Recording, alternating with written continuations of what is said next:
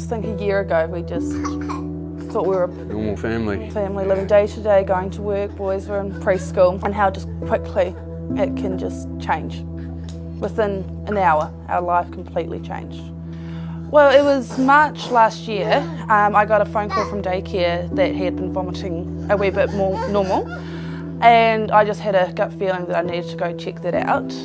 So we took him to the doctors to believe he just had a stomach bug. They checked his head to see that it had grown quite a lot in a short period of time, and she asked me to go wait in the waiting room so she could call the hospital, and we were rushed to hospital pretty soon after that. We had neurosurgeons, paediatricians in this tiny little hospital room to say that they had found quite a large tumour. The tumour at the time was 23 centimetres in length, so it was quite big. So early that morning they booked him in for an MRI, which they had pretty picked up from then that it wasn't going to be good. The day before his first birthday, they said, I'm sorry, we don't have treatment, and he's probably got about 3 months. We came home, I think, and sat in silence probably for that whole afternoon. He's definitely a charmer, that's for sure. So cute. And then Sam and I decided, well, we've got one birthday with him, let's make the most of it. So we pulled everything together for the next day to do a birthday party with all his family and our closest friends. So they had found out through Benji's tumour that it had traces of what's called leaf-meaning, which is a syndrome. They couldn't tell if Benji has had it or whether it was just in his tumour. So they offered us a blood test for Benji to see whether he did have the syndrome. We said we would get tested, not thinking much of it because cancer just does not run in our family.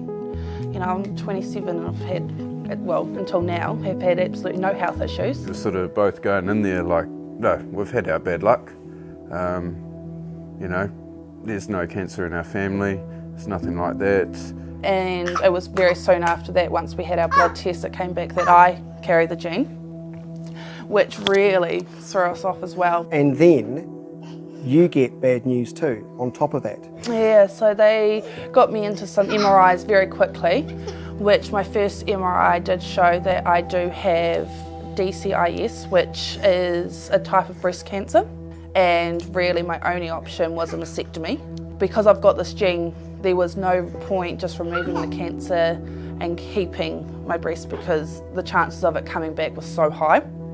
So she said that's really your only option. It must be pretty scary for you that your partner's going into hospital for treatment of cancer and also your son.